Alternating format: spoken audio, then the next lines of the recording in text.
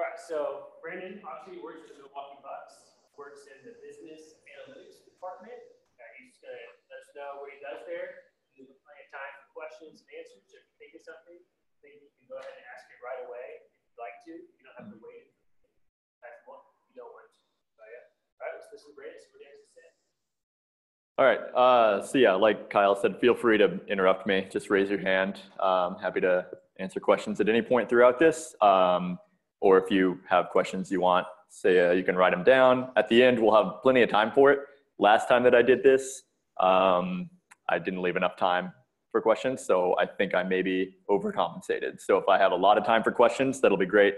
We'll have a lot of discussion and stuff like that. Like Kyle said, I manage the business analytics department for the Milwaukee Bucks, which is an NBA team in Milwaukee, Wisconsin. I've been there for about 2.5 years now. Started working there. It was my second job after college. So I worked for a little while at a software company and then went to the Bucks after about a year there. So we'll talk a little bit about the company as a whole, how it operates, some of the things that the Bucks go through on the business side, and then I'll talk about my role specifically as we kind of go through this. So.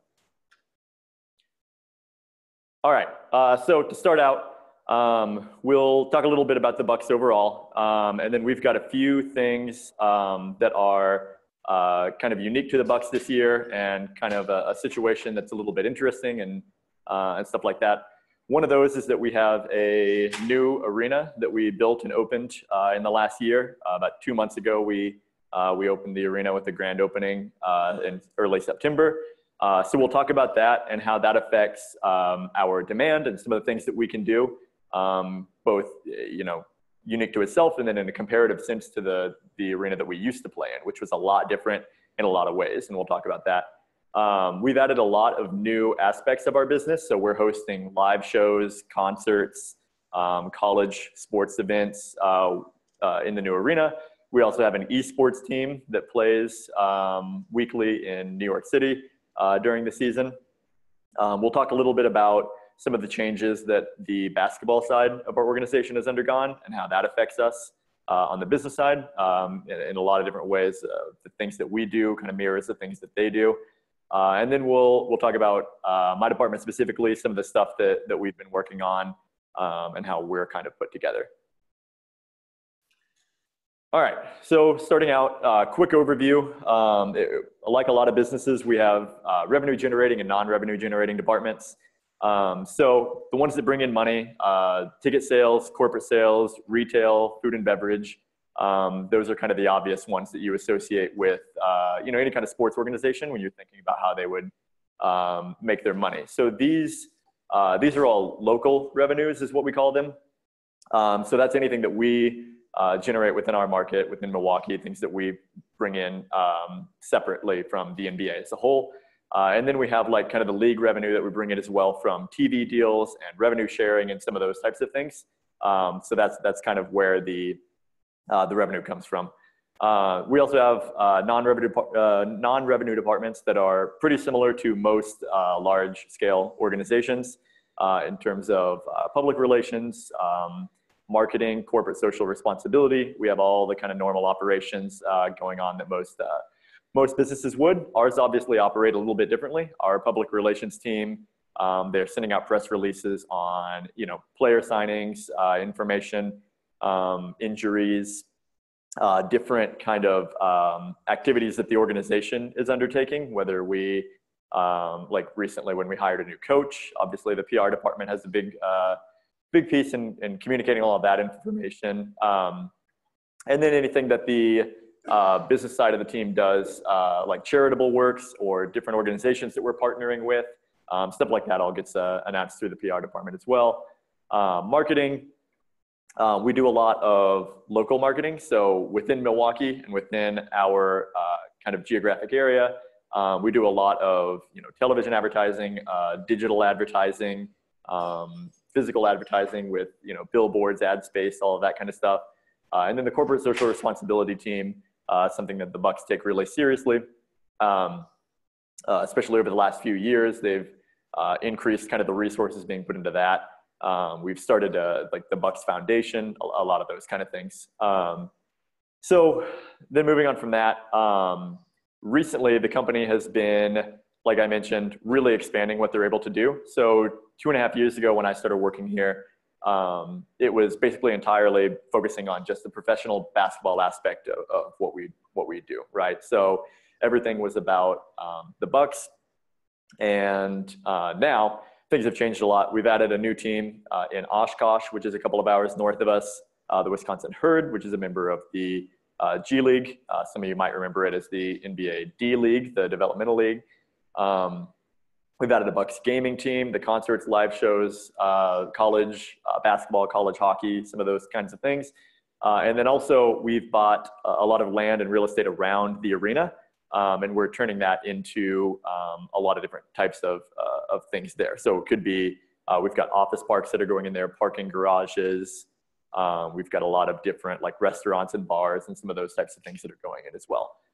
So we're kind of undertaking the real estate aspect of that on as well, and kind of building up that area. Any questions so far before we go past this? All right, great.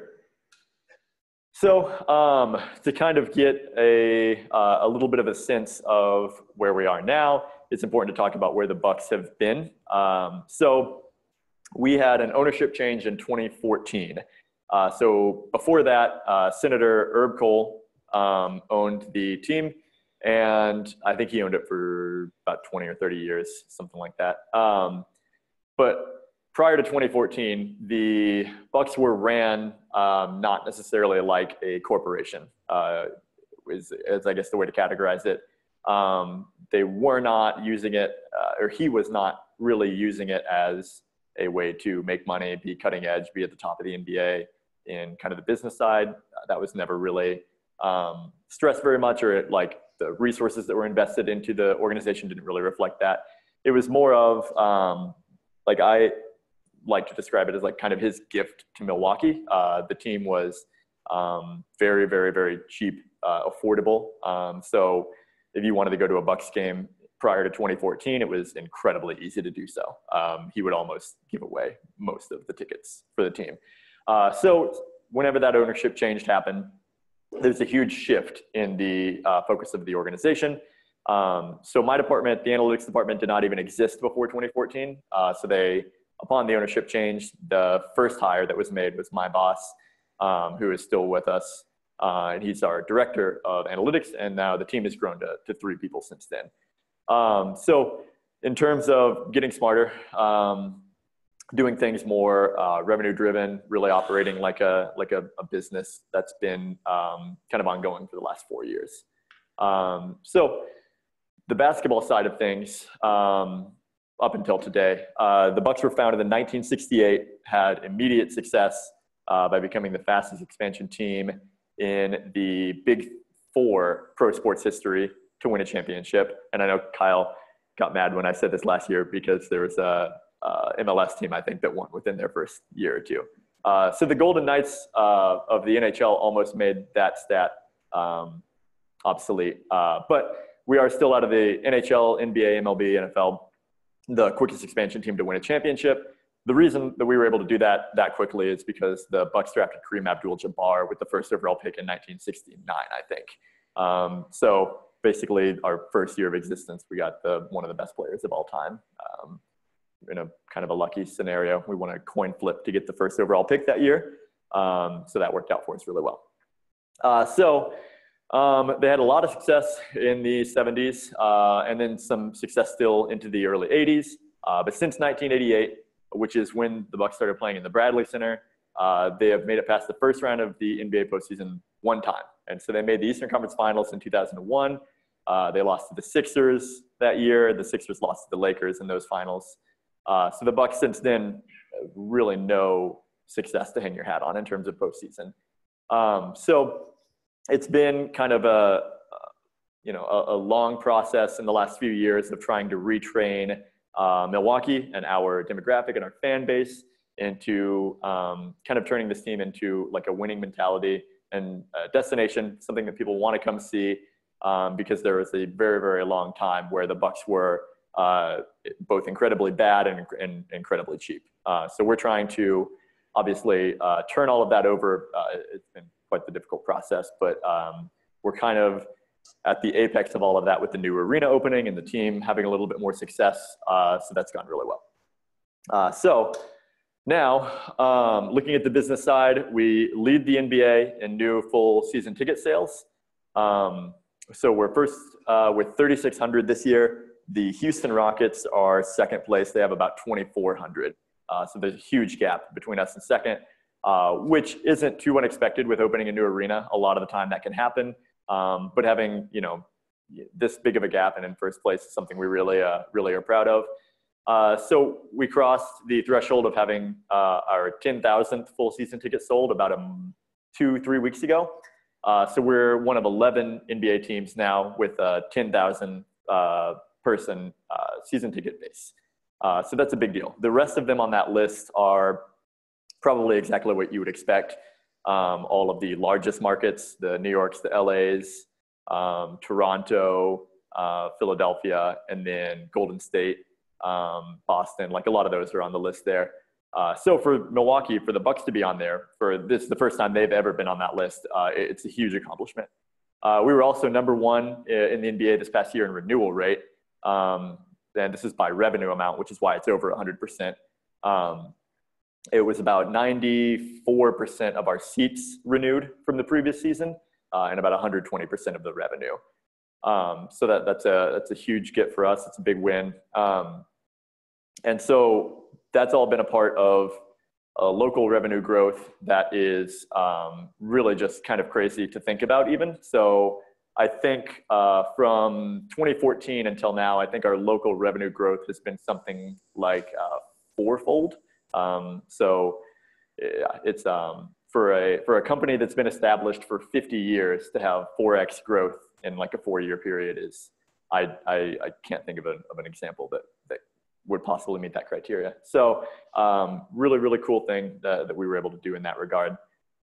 So going along with that, on the basketball side of things, we've made the playoffs the last 2 years.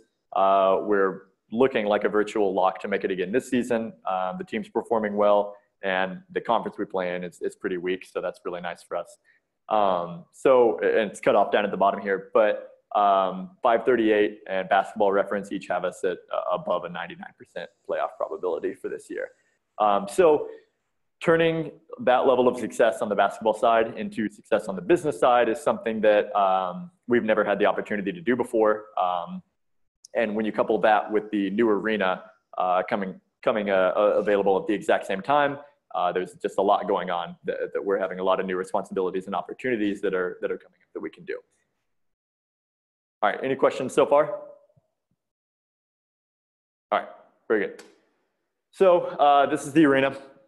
Fiserv Forum, we struck that naming rights deal, I think sometime in July, if I remember right. And we got a 25, I think, year deal with them for the naming rights on the arena. That was a huge project for our corporate sales team. So much more goes into that than I ever would have imagined in terms of just talking through all of the contracts and how all that's going to work. There's this crazy amount of effort that goes into there. So we opened that on September 4th. Our first event there was a grand opening that we just opened the arena up. It was free for anyone to come in, see it, walk around, all that kind of stuff. That happened a couple weeks prior. Our first official event on September 4th was the Killers and the Violent Femmes performed there. It was the first ever concert in the new arena. Went really great. It was a lot of fun. Ended up being a really nice event for the people in Milwaukee. So along with the construction of the arena, we also built a new training facility. So this is maybe the single most easy way to describe where the Bucks are compared to where they were previously. So this is our training facility. It's sponsored with Freighter and the Medical College of Wisconsin. So we have the entire northern half of this building is like a hospital wing, a sports science center. And then the south wing is all basketball. So there's weights, there's a couple of courts, a hydrotherapy center, all of that kind of stuff. So previously, before this facility was built, the Bucks trained and practiced in a church 25 minutes south of Milwaukee, in like just a gym that you would play in with your friends. It was the most incredible thing that an NBA team was still operating in that kind of way. So this was very, very necessary to get. Yeah, so the old practice facility, I'm not sure what they are doing with it now. But yeah, it was a drive for everyone to get down there. It was away from the city. It was really, really old. So this is really, really great contrast for where we were to where we've been. Okay, so we'll talk a little bit about the arena, some of the things that are new about it and how we leverage that. Before we go into any of that, do we have any questions? I'll stop for a second. Good to go? All right. So some of the things that have come along with the new arena, one of the biggest things is the inventory difference that we have now. So in the Bradley Center, it was designed for hockey, which was really interesting because you're probably thinking, who's the hockey team in Milwaukee? There's not one. So they designed the building to try to lure an NHL team to come to Milwaukee. That's really difficult to do. There's a lot of politics that go into that. I'm pretty sure the Blackhawks in Chicago had no interest in allowing the league to expand into Milwaukee. The hockey never showed up. So we had this arena where the corner seats are facing like 35 feet behind the basket where a hockey net would be. So if you bought any of the seats in like our lower bowl corners, you would be sitting in your seat and looking over here to the right to see the action. It was incredibly uncomfortable and impractical. And so we just had a lot of areas in that arena that we just would not sell well for Bucks games because it wasn't designed for that. So one other aspect, the Bradley Center had about 10,000 upper bowl seats and 7,000 in the lower bowl. And this is, if you think about like a hockey game, the prime seats for hockey are up higher because it's a huge, like the arena, the ice rink that they play in is much bigger than a basketball court. It's easier to see from up top. It's where people like to sit.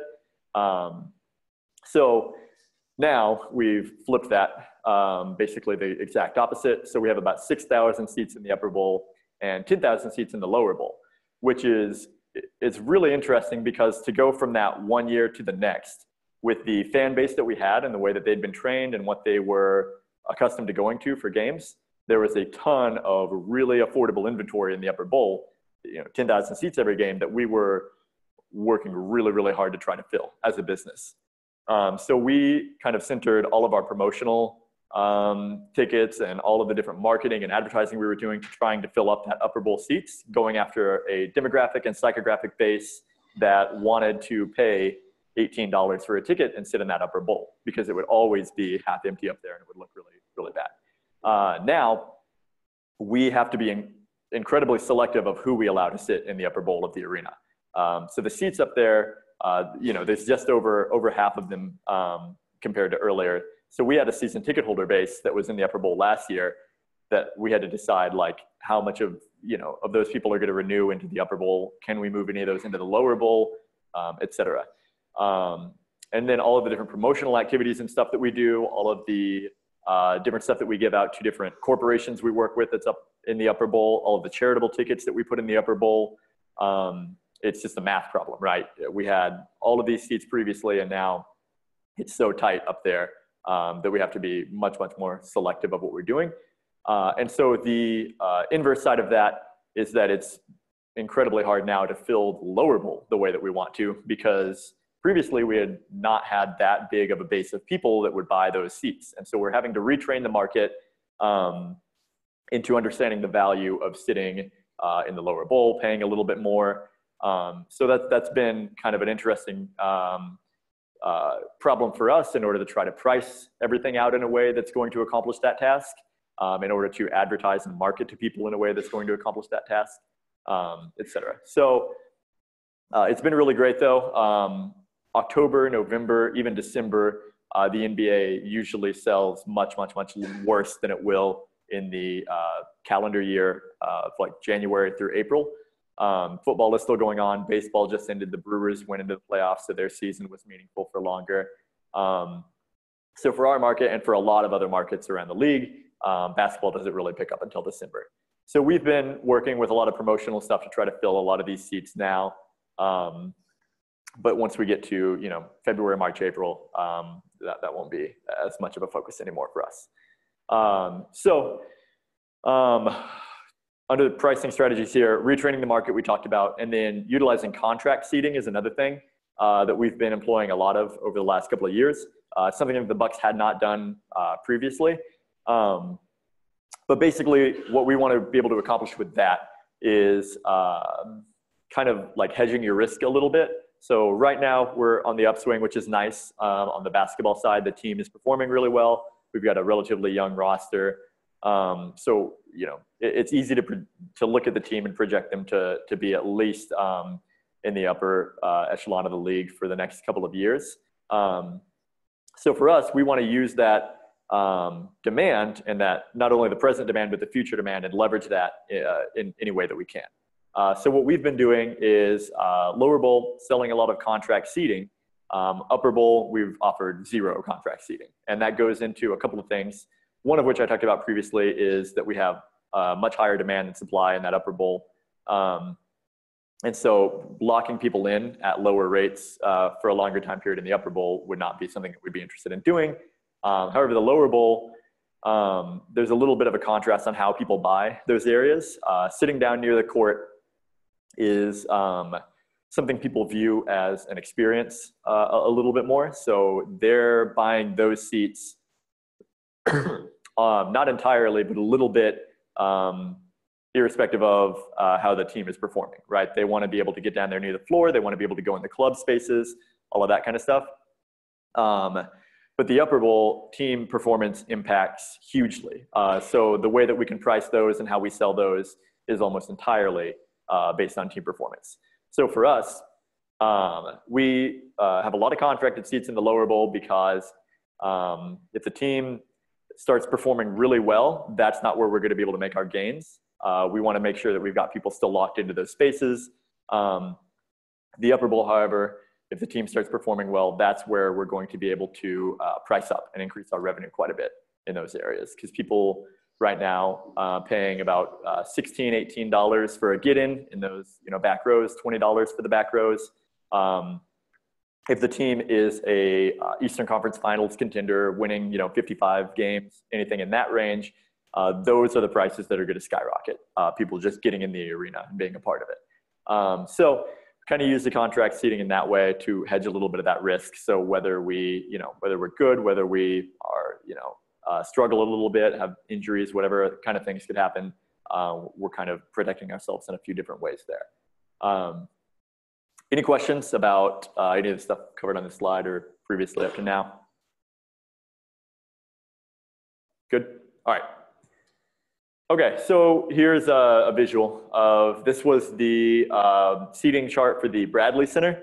So as you can see, the way that it's situated, and we'll show show Fiserv form here in a moment so that you can see the difference, but the upper bowl has much more seats than the lower bowl. They're about the same depth. You've got about the same number of rows, I think 27 in each one.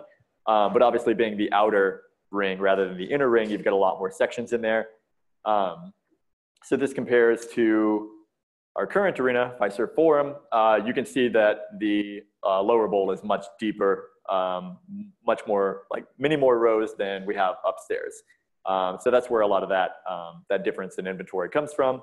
So this is a good visual example to kind of see how that interacts. All right, so some of the new stuff that we've been doing.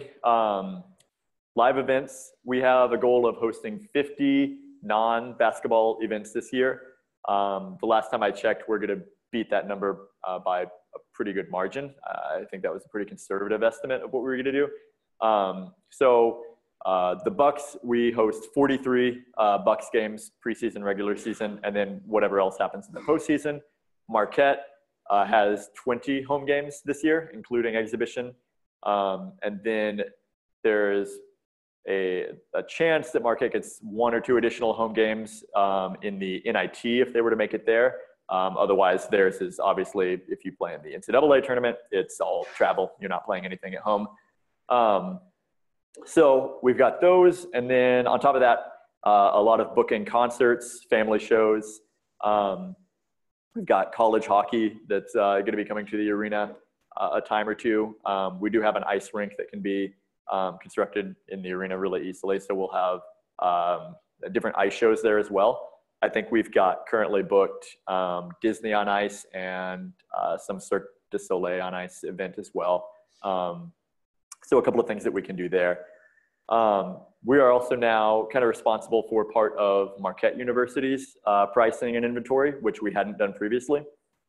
So the previous setup was we were leasing the Bradley Center, Marquette was leasing the Bradley Center. Now we own the arena and Marquette's leasing from us.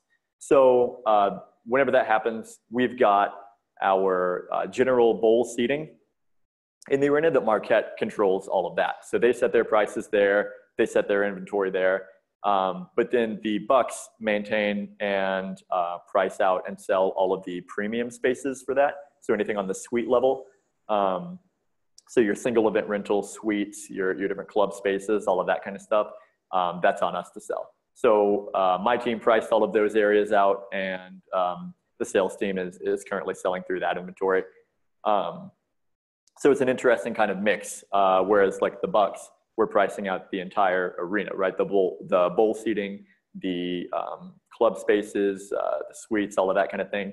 But from Marquette, we have to do that separately from, they set their own prices. And a lot of their bowl seating goes toward like students and alumni and that kind of thing. So for us, we're pricing out those premium spaces as kind of their own entity in that regard. And actually, one of the great things is a few months back, whenever when K-State and Marquette announced that they were doing a home and home series. So this year on December 1st, K-State's going to be playing in our new arena. So it was really fun being able to kind of always see that on the horizon and know that that's coming up. So that'll be a really kind of great aspect of things. And I think the Econ club, if I'm not mistaken, are going to make a trip up for that game, which should be really exciting. So on top of that, we've also got our esports team. So I kind of started and headed the analytics department for our esports team, which was really interesting. So we had a combine where about 250 NBA 2K18 players went and showcased their ability. So we were all there doing scouting. I took all of the statistics that we could get from their system, what they were allowed to, or able to capture, and what they shared with us and stuff, and kind of put together like a draft board. And we went into the draft and we had a plan and all that kind of stuff. So that was a really interesting part of the job. It was really cool to kind of be a part of that. A few of the other teams used their basketball analytics staff to head that project. So it was fun for me being able to kind of interact with a lot of those guys who I'm friends with through some other things. So yeah, so the gaming team, basically the NBA is now owning and operating a 2K esports league. 17 teams participated last year. I think we're up to 20 or 21 this year. And that draft will be in February, I believe. So we're still going through all of the scouting and all the stuff that goes into that. And then that season will start next May. So that's been a ton of fun, kind of a new area to kind of explore. We're selling digital ad space for that. We're selling sponsorships for that. We've struck a couple of deals. I think one of ours was with like a frozen pizza company, which is, I can't think of a better sponsor for an esports team than a frozen pizza company. So we've had a couple of things like that that we've struck with them. So it's been really good. Yeah.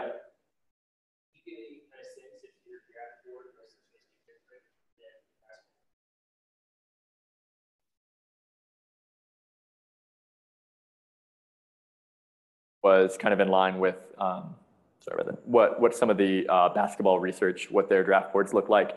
And actually it was really funny because we worked collaboratively on that with the people that had the esports team, their general manager. And we were basically, by the end of it, my colleague and I were basically telling them 3 or 4 picks ahead of time what each team was going to pick.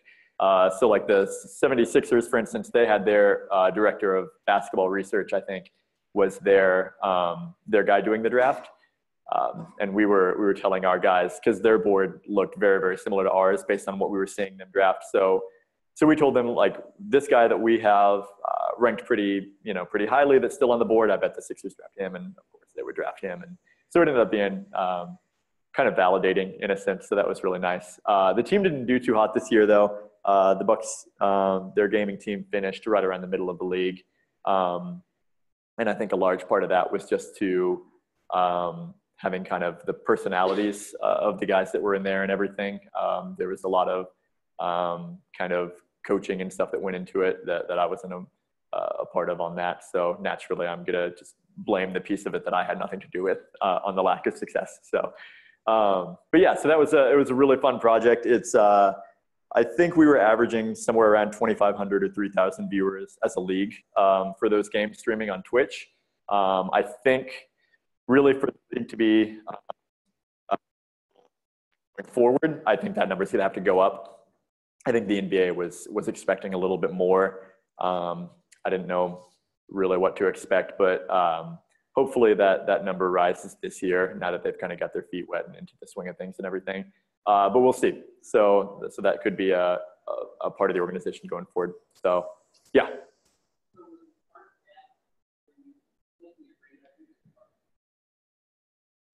Yeah, so we have, the question is, whenever we have like Marquette play in the arena or anything like that, who's in charge of the concessions and that kind of thing.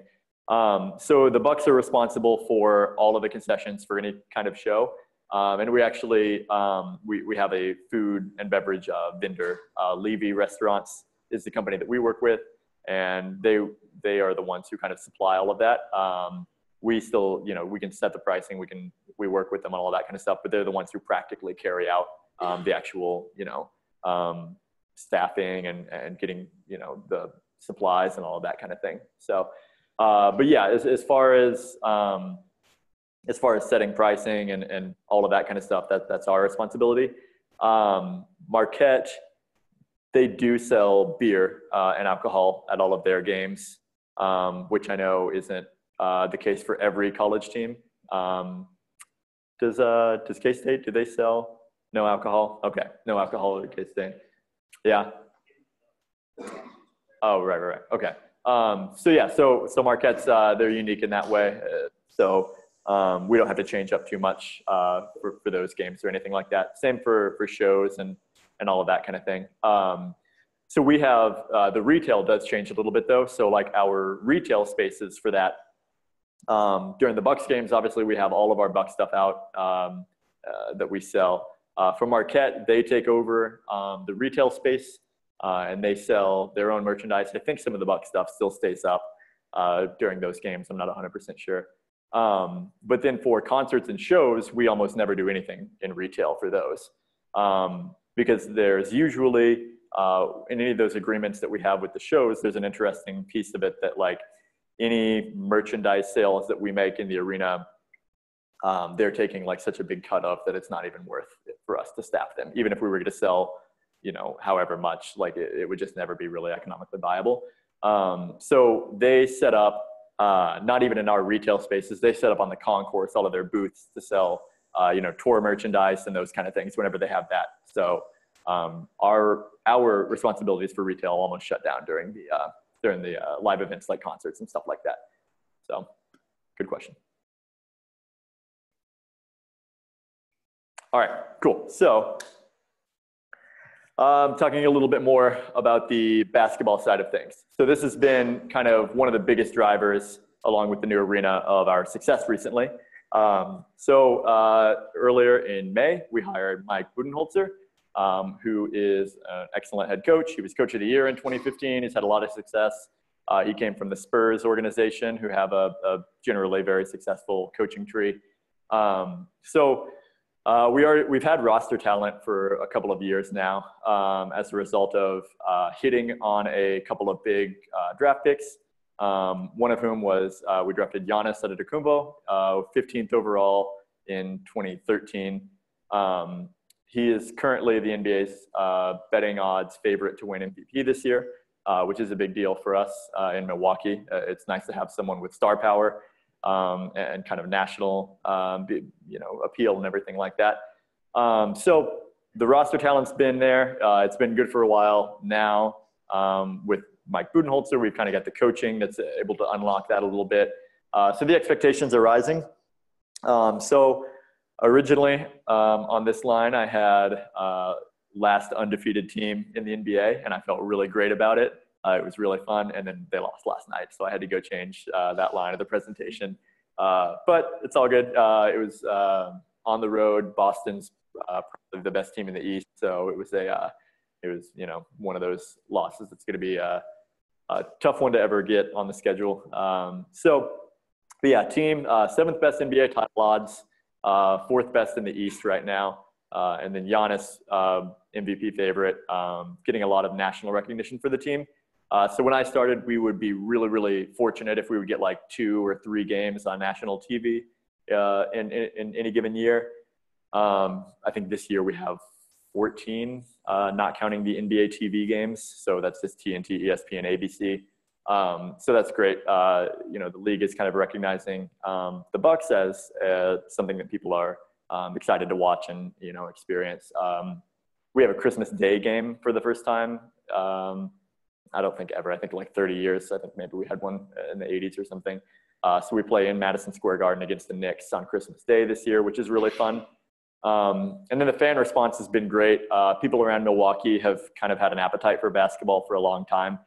The team was so successful in its early days. A lot of those fans are still with us. We have, I think, almost 300 fans that are lifelong season ticket holders. So they've been there since 1968, the inaugural season.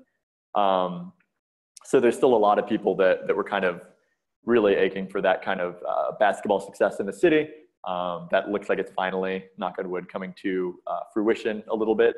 So it's great being able to leverage that on our side in ticket sales and corporate sponsorships. It's been huge. It's such a driver of the revenue we're able to bring in and the cool things that we're able to do. The people we're able to attract, all of that kind of stuff. So, all right. So that's where I scheduled everything to stop. So it looks like this is a pretty good time. We've got about 12 minutes left to go over any kind of questions that you guys might have. So, yeah.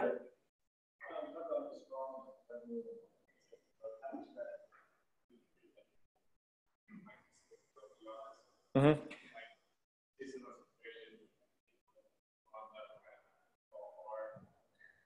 Yeah. Right. So the question is, with all of the growth that the Bucks have been experiencing, how much is attributable to a player like Giannis and his success and his marketability? And the answer to that is way more is attributable to him than what he's getting paid, honestly. So the salary cap in the NBA helps, like, in that regard, especially in the max contracts that a player can experience, it serves its purposes. It was intended to, for the rest of the players around the league, give them more earning opportunity so that people like LeBron James or Giannis or Anthony Davis or whoever else can't take up like 80% of the cap room, because it would hurt the ability for the middle tier and lower tier players to make like as much money as the NBA was and the Players Association wanted them to make. So the problem with that is that Giannis and LeBron and people like that bring in so much revenue to the organization that we can't possibly pay them enough to account for all of it. So yeah, with him specifically, I mean, just so much of it, it's incalculable. I don't know. I haven't really thought too much about what percent or anything like that would go to him specifically, but it's certainly more than whatever literally any contract that we could offer to him would be. And so with LeBron James, with him leaving Cleveland, it was really an interesting, similar type of scenario. So we talked a little bit about contract pricing that we've been doing.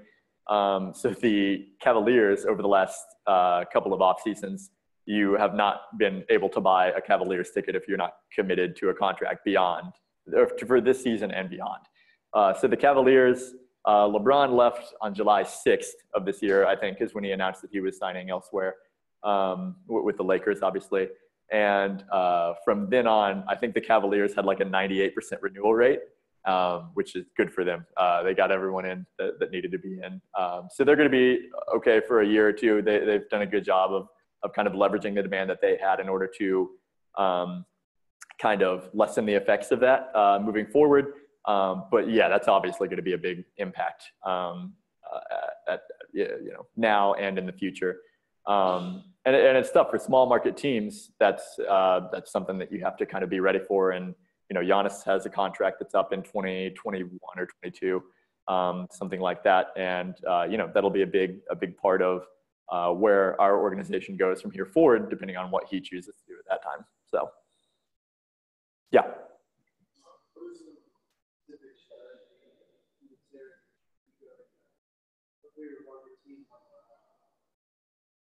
Yeah, so the question was, what strategies does Milwaukee as a smaller market have to kind of engage in that larger market teams wouldn't have to do? So one of the big ones is we have a sales staff of about 60 people, 65 people that are calling off of leads that we get from digital spaces and single game buyers and stuff like that. Our counterparts at the Bulls, they have 3 or 4 sales reps that sit at their desk and answer the phones whenever people are calling in asking to buy season tickets. So incredibly different dynamic for how like the sales process works. So we have to be really smart about kind of like our customer segmentation, what kind of leads we're putting in the reps' hands. We do a lot of lead scoring, a lot of like qualifying and those kind of things. And we try to be really, really intelligent and efficient about those kind of things. Whereas bigger markets, I know, they don't have to worry about that at all. The other aspect of that is kind of how the primary and secondary market interact. And so when I say primary and secondary, the 2 different ways that a team, not just 2, but like the main 2 ways that teams sell tickets are selling them themselves to the primary markets, which is what we put on our website and sell to season ticket holders. And then the secondary market, which is what people who have bought tickets from us sell to each other through StubHub or SeatGeek or things like that. So we have to be really smart about how we interact with the secondary market and how we work with brokers and resellers. Otherwise, that system can fall apart really quickly. So if we have too much inventory in brokers' hands, or if we're not coming up with strategies together with our brokers, that'll kill our market really quickly. Brooklyn, for instance, I know for their ticket sales campaign this year, they called a broker and sold them 11,000 season tickets, and then they were done. That's all they had to do. So it's a lot different, kind of the way that they can that teams can behave in those ways with ticket sales, and then the same thing with like any other part of the organization. Take marketing and how we advertise, what type of inventory we're advertising, all of that kind of thing. Yeah, a lot of differences there. So. Yeah.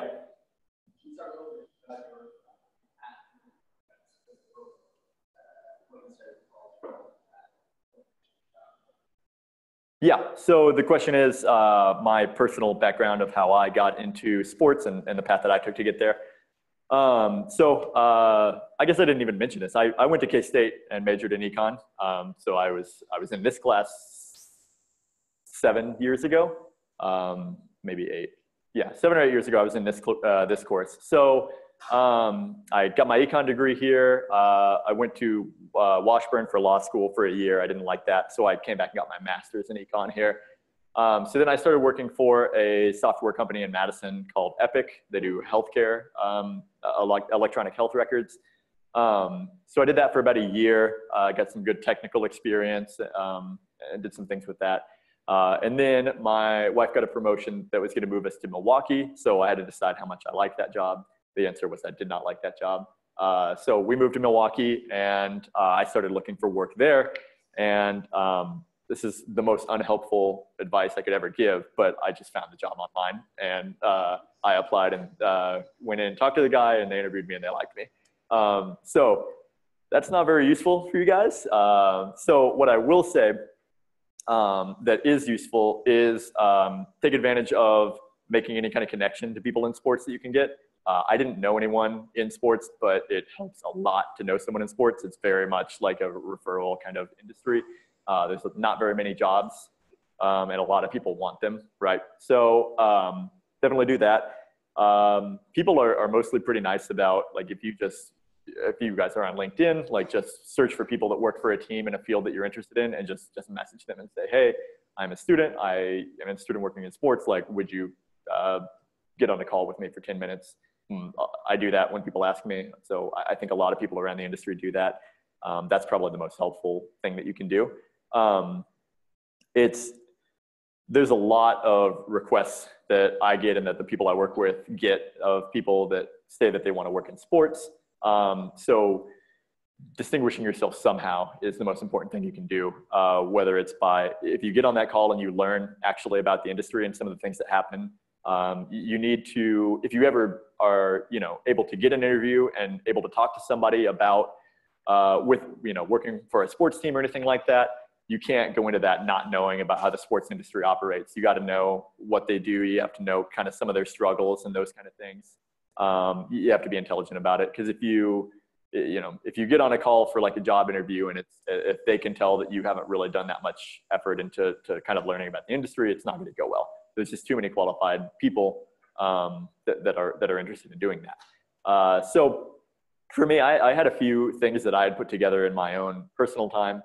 While I was here, I wrote my senior seminar paper on the Seattle Supersonics relocating to Oklahoma City, and whether that was kind of had the effect on the college basketball teams in that area, what that looked like, whether it was complementary or substitutes or anything like that. I wrote a paper while I was at Epic about baseball, and if they did redistribution of like leagues, basically. So like the divisions, right? So, all right, I'll step back. The NFL, it's fine that the teams are spread out, right? Because they travel 8 times a year. It does not matter that you're in New York and someone in your division is in Dallas, right? Who cares? The NBA, it matters a lot because we travel like 41 times a year for road games. So they try to geographically place those teams with each other, right? You see that in the Eastern Conference and the Western Conference. You don't have a New York team in the West and a New York team in the East. Like in the NFL, you have one in the AFC, one in the NFC. So I wrote a paper on baseball because I think it's ridiculous that they have that set up the same as the NFL. So there's an NL and an AL team in New York. There's an NL and an AL team in the Bay Area. And it wastes a lot of money if they were to reallocate and kind of split that up. So I plugged a bunch of stuff into R, and I did a paper on how much money and time and travel they could save. So like stuff like that, if you take any amount of effort into like showing that you're serious about sports and stuff, those are the kind of things that you can speak to whenever you talk to someone, that show that you're not just like one of the 5,000 people that say, man, it would be cool to work in pro sports, but don't actually take the steps necessary to getting there. So those kind of things are super, super impactful. So I talked a lot on that question, so we only have a minute or two left. So anyone else? All right, thanks guys.